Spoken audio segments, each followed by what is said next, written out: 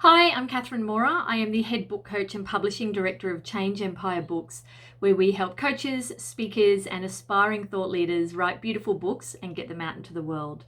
This is Cat's Book Chat, where every day I talk about planning, writing, editing, launching, and promoting your book.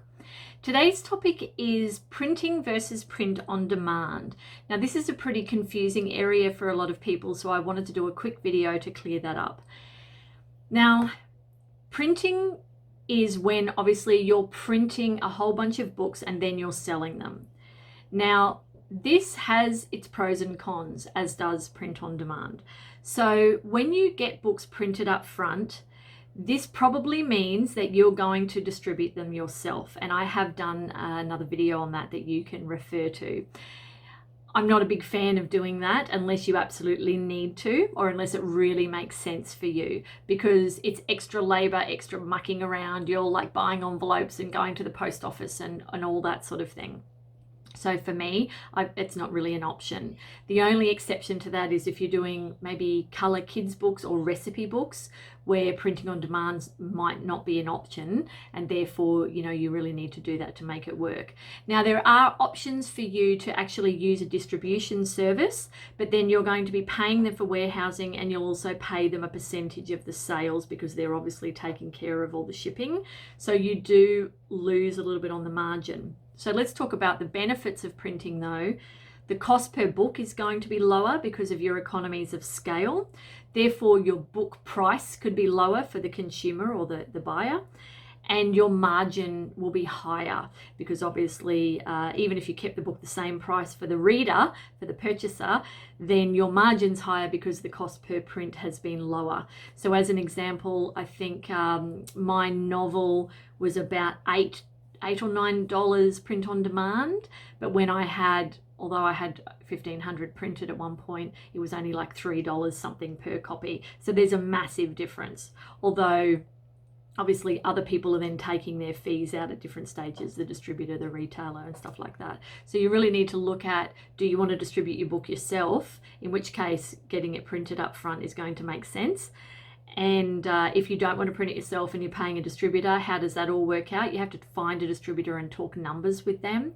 And then if we look at print on demand, the benefit of print on demand is that you're not taking that upfront risk where suddenly you're going to end up with 500 books in boxes in your garage, which is what happens to a lot of people. They buy all these books and then they don't really have much success with marketing them because they're not consistent enough, and they end up with all these books that they're never going to use. So in which case it's false economy, right? Because you haven't saved anything when you've ended up with all these books that you can't sell. But print on demand, you're not taking that risk. The book's only getting printed when somebody buys it. So they buy the book from, Booktopia or Barnes & Noble, wherever. They click purchase, they pay for it. The little message goes to the system, which prints a copy of your book from the digital version. Not the ebook version, because there's two different formats of your book, but they take a copy of the file of your paperback, and then they print it and send it out.